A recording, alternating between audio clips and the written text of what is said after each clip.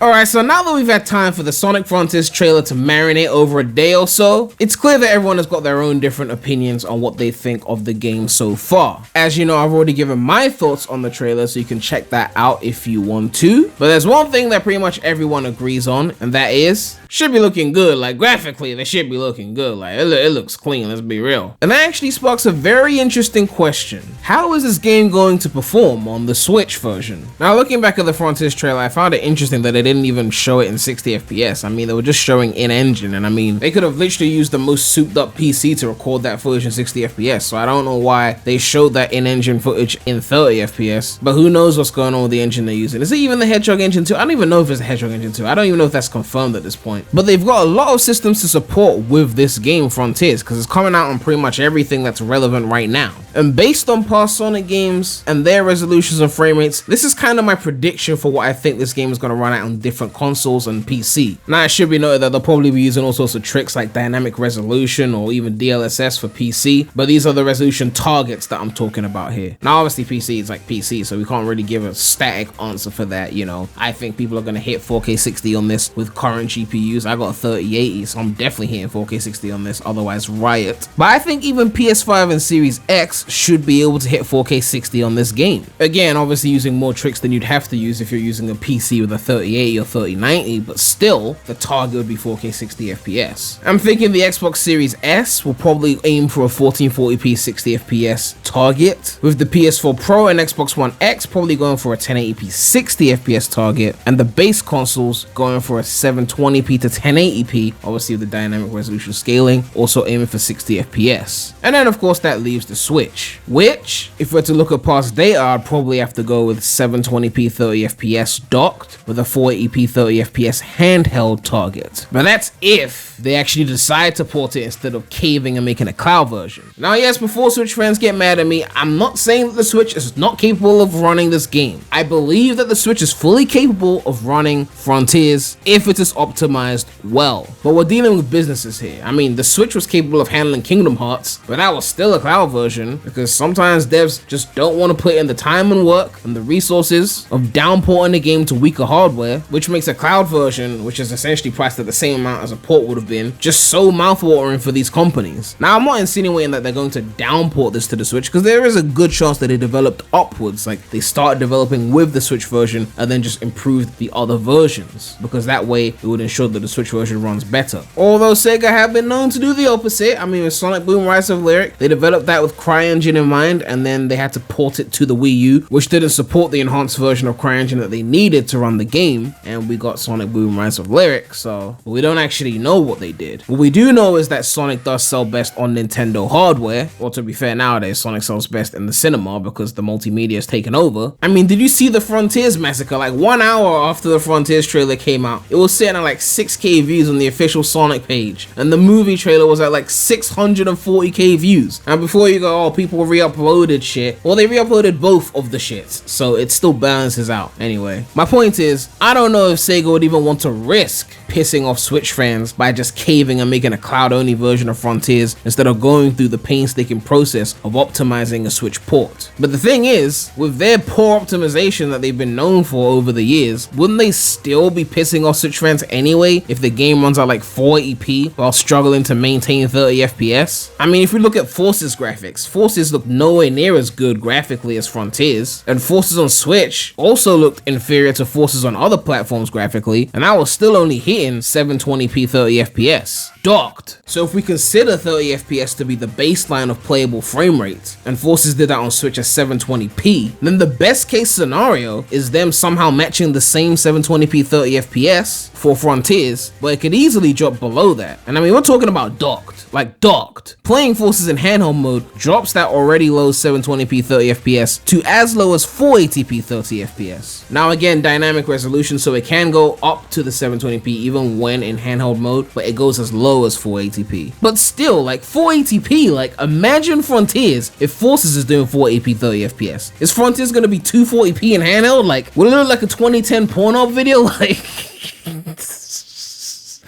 Oh, that takes me back. If that really was the case, would the cloud version be the only way that Switch fans could get this at 1080p 60 FPS? I mean, yes, because there's no way they're gonna get 1080p 60 FPS natively on the Switch, just be real. We didn't even get the Switch Pro. And Nintendo's own games on the system, like Breath of the Wild, was hitting like 900p 30 FPS when docked. And that was a game that was developed initially for the Wii U, so you know this is a challenge. Remember Sega entered into that partnership deal with Microsoft that I covered in an earlier video, and it involved using Microsoft's Azure cloud technologies? They literally entered into a deal with Microsoft that involved using cloud technology. Now, I'm not saying for sure that this is the reason why they entered into the deal, but it's possible that they want to take the easy route and go with the cloud version. I don't know. Maybe they'll just outsource the Switch port to a team that is just far superior at Switch optimization, and it will run on the platform surprisingly well. I mean, as I said before, it can be done, but it's definitely going to be an optimization challenge, and it's all about whether Sega have the time and resources or the can be bothered attitude to optimize this correctly, or at least will want to pay the people that can do it properly. But I mean, look at Sonic Colors Ultimate. They remastered a 2010 Wii game, as in 2 generations before the Switch, and the Switch version didn't even run at 60 FPS at any resolution. And yeah, you can claim remaster, so some updated visuals, but it's not a remake, so I don't know, man. As for my personal opinion, I guess I'm fine either way, so it's hard to be upset if this was the case. I've got a PS5 and a gaming PC, so if the Switch version is a dud, I could just ignore that version, although it would have been nice to play on the Switch OLED, because like, man, the Switch OLED is so beautiful. That screen, like, but then even then, like, I have great internet. Man, it sounds like I'm bragging, like I'm really not, but I've never tried a cloud game on Switch, but I have tried Stadia, and as shit as the user experience was, with Ethernet the games ran surprisingly well and I experienced no lag, but I never actually tried it on Wi-Fi, so I don't even know how poorly that would go. But yeah, let me know what you guys think about this topic. Do you think they'd cave and go the cloud route? Do you want them to? Or would you prefer a 720p 30 FPS experience natively on the system, even if it meant you had to experience some dips? I'm sure there's a few people who would consider a cloud version if it was 1080p 60 FPS, but who knows, man. I know a lot of these Switch cloud games have free demos, so people can like test if their internet connection is good or not good enough, so they know like whether to spend the money on it without having to fork out first. But nonetheless, this is a very interesting topic, and I'm interested to see what happens with these ports. I mean, it's kind of weird though worrying about the ports, like if they're going to port the things well when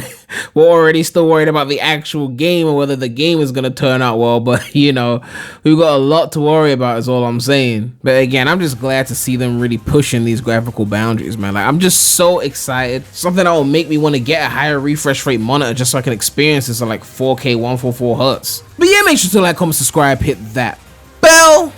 Make sure to check out the non-Sonic channel, the link will be in the description. But that's all I have to say right now, so Premy out.